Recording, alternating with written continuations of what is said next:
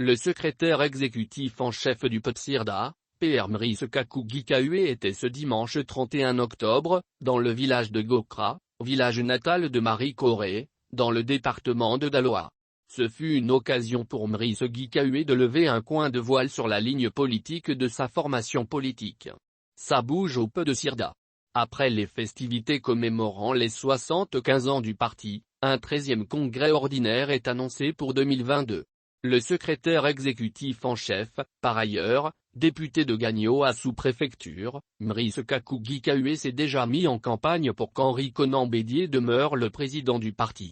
Il nous faut donc un consensus autour de la candidature du président Henri Konan Bédié au 13e congrès ordinaire annoncé pour 2022 pour qu'il demeure président du parti afin que dans la sérénité et la cohésion, nous puissions préparer 2025 dans de bonnes conditions, a-t-il annoncé.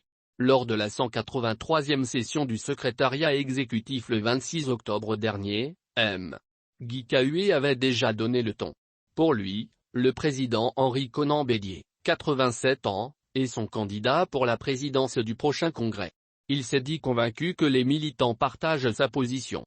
Au dire du secrétaire exécutif en chef, c'est la présence du sphinx de Dacro à la tête du parti vert et blanc qui sera un gage de succès à la présidentielle de 2025.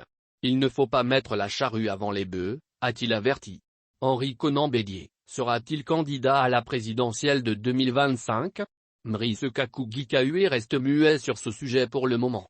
Il a également profité de cette cérémonie de remerciement organisée par le député de Daloa à ses militants, pour relever ses arguments en faveur de la candidature de l'octogénaire.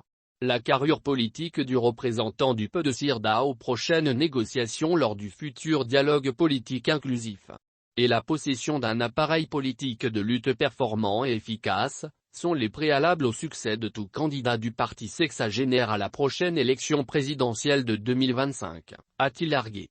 Pour avoir des chances d'atteindre nos objectifs de 2025 dont le plus important est le retour au pouvoir d'État, il faut surtout la cohésion des militants, aplanir les divergences entre les cadres, éviter les crises de jalousie et chercher à s'épanouir par le travail, l'engagement et non par des intrigues qui n'ont pas longue vie, car vite mises à nu, a-t-il exhorté.